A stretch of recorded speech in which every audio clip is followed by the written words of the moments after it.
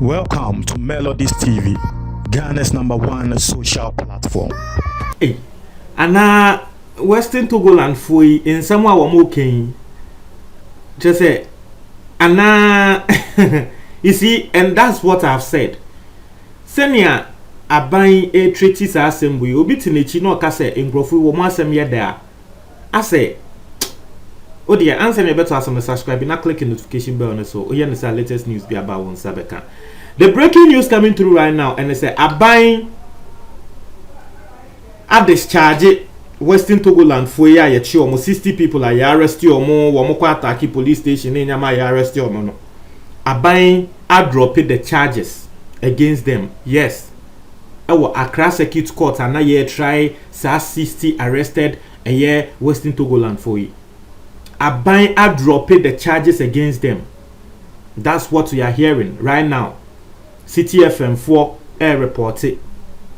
Now the other one was sending and say the state prosecutor IFNO Sylvester Mensah wako courts and a wako catch court say yes courts abine as abino. We want to withdraw the charges against these people, these 60 people. But abaya reason bia, as far as we know, as far as the reports we are getting, abaya reason bia will drop charges no against Western Togoland for our court. Until you set you free, you drop charges no. This is not the first time. This is not the second time. This is about the third time. Are people involved? I think about the fourth time, Uncle for you said they are involved in this whole Western Togoland activities. You bet you more, you say you're the more court pay na abuying a discontinue case no. Without any reasoning. No, ye nim. E say Uncle for ya sama wa more can ne krebi wom. Womu do court na ebia womu prove say okay asem ne kre wom na abaya drop here na said because I don't understand. Say ye won say Nkrofo ye di bone and I don't support these people. Me support say Nkrofo ye di bone ye nchi omuntum. Iti ye won say Nkrofo ye di bone na fe ye be do court. E do court bia na aban si ho. E do court bia na aban si ho. Ye drop case na etiefo. Na asem no Nkrofo it is gathering momentum for them. Mind you, it is not everyone who will be well informed like maybe some of us. Obi wo ha ebia wono ekrase na wote no ono yakatre ne say ni say and the reason I yakatre ne say yen yasem ye de nti wo hwa yasem bia kokota ye gyaye mu. And that wako voter region hono kokatre nkola no say yasem ye de na yasem bia kokota ye gyaye mu akola ne be believe it because this is about the fourth or third time abanya chinkrofo a wo mo ye linked to South Western Togoland and nsem ye say ye de omo kokota na aman nankasa kase ye gyaye asem ni mu. The first time papa vi nankasa ye chi no and also say ye de ne kokota pa na fe ya dropping cases no one knew obi just say ne ye nim the reason why I dropping cases against him. Ye sanso koche wo mo military fuobi e won room no mu training Western Togoland for e ma ya che wo mu nina and no say ye wo ho an say ye say oh ye jai wo mu nina because and the reason I mind say no mu nim say ye de o mu be training for military ansa na we nso ye say Nkrofo ya kwa attack police for atutu tuo a block kwan ya kwachi 60 of them ye say ye jai wo mu nina mu abanyema reason hey. As some of us, then we will start believing in South Western Togoland for no because yes, strongly me I've told you the fact I know on the grounds. But if it comes to this, ne de omo bekwa kojina court, de omo bekwa kojina court ni eja omu, de omo bekwa kojina court ni aba beja omu mu de a. And they say bia de omo kan ye ne kre. And they bia de omo kan say omo promo independence. And they bia ne kre because anya ne kre a nipa ko no otia Ghana fa ho die so. So what you are gonna find who so then now the bayano. Or you make legal processes take its course. By when in a chini a kokota ni a jamu, ya kokota ni a jomuno, and also your DA. These people went to burn STC buses in Ho. What is this? Just say, me dear, mentias you. I seriously don't understand. and I know ka say ende Accra Circuit Court ende 21st October ende these people have been discharged. 60 people they've been discharged. Hey, state nankasa ni application withdrawal of charges are the two so no state say will withdraw all the charges against the people. Hey, maza. Because still, and you see what I want you guys to understand, and they say these are not the only people. Semuni amoda kaya alajo doctor na ye kwache no say omu yetuo ene sa nyama no so no so e similar. And also sa coup d'etat and same way any munyamo kai ASP Benjamin Agboja mrefinidin but sa enya Agboja mrefinidin but sa police penyin na no so ye che ne kan ho say wo mo plan coup no up to now wo mo asem na eguso wo court because wo de ne de bia ye hu ne say yes real. That's what I would think. Me meeting a chair sana meka. Up to now those people are still in court. But Western Togoland Free, this is about the third time. You do more quarter. Nini na abain ebeka sa asem no won di echibium. Abain beka sa asem no won di echibium. Hey.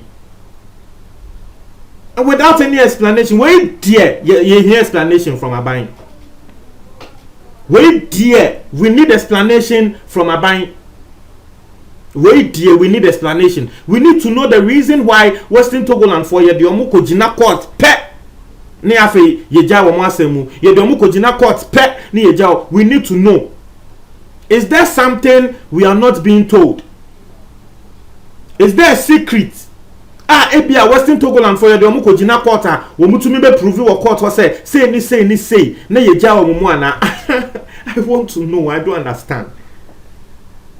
It's here for, don't you understand? Akwa ye say nkrofo mienu na nkrofo mienu no omutu ni nia ebokro no baako wo bokro no ye de no akwa akogina court se wo no de ye try no wa bokro no ye de evidence bia wo bia no ye de to ne so ena baako nso akwa bokro no na za baako second one no ko bokro no wo ko bokro no bia na ye de no court ni ye jan no na waba yen prosecuting no wo bokro no bia na ye de no court ni ye jan no yen prosecuting no like wo clout in a chair then abeka. That's the question you ask. Aden nkofutu akwa bokro no na baako de wono ye chese wono de ya still ye de no court na the second one no ye de no kwa na ye jan ye de no kwa na ye jan no sanso ye biom na ye china na ye jan no ubebisa ho kra sa say what's going on? Is like what is going on? Chese Emma Sankrofo no ye sir. And this doesn't look good. I am telling you, it doesn't look good. It doesn't look good. The implications. Media, no. I have sat on this channel and told you the history of this whole Western Togoland thing. And that weja omuko fia omuko celebrity. And the kids among them, they will see, they will learn. They've seen, say, I am penny for ni na yachi omonia de omoko quarter ni yeja asem ni mu. Ye penny for ni na yachi omo akola no edi nyia ebehye ni trim so me ka Western Togoland for ho me kodi bone ni yachi me kana last Ghana ban beba be jai me san na be di akola ni trim no ye wi akola na wie akola no ye wi no ya to na wie ya to na adwen nti wonyi ni na edani trim say me Western Togoland for Ghana phone to me ncheme me kwa kodi bone omu to me ncheme ana say ebia afiansa aban hu ne say sankrofo 60 they have nothing to do with it na ye release your mo ana. If that is the case, then they should explain. But the way they are not explaining this matter, ama asem na kwa ye say bibi hihase.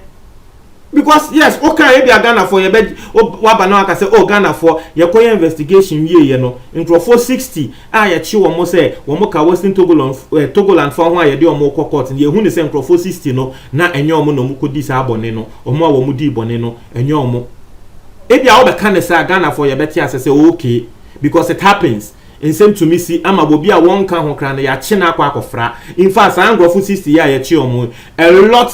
If ahemfo ne kra ba bonten e be ka se nkrofo ne bi wo a wo mo nka ho even e wo court ho oba bia say lawyer ne point say wa hwe wo ba we wo hwa obetumi akoye de mo kana na say nkrofo bebre ka say omo ayechi omo no bebre wo mu ana wo mu nka ho na omo ton ade e wo kwan ho e na echi omo kan ho. So that is a possibility because asemba dey asa. But once you've done your investigations, now when you say all of these 60 people are not part, then what do? You explain to Ghanaians and say, oh, some growth 60 years, but you didn't explain anything. No explanation came. And I'm telling you from City News for, according to reports by City News, the state prosecutor did not state any reason as to why the arrested voter separatists were released. That is what is coming from City News. States no onipa kwa wojine mu ama aban one reason bi enti a wo se yenja nkrofo yi na yenja nkrofo yi.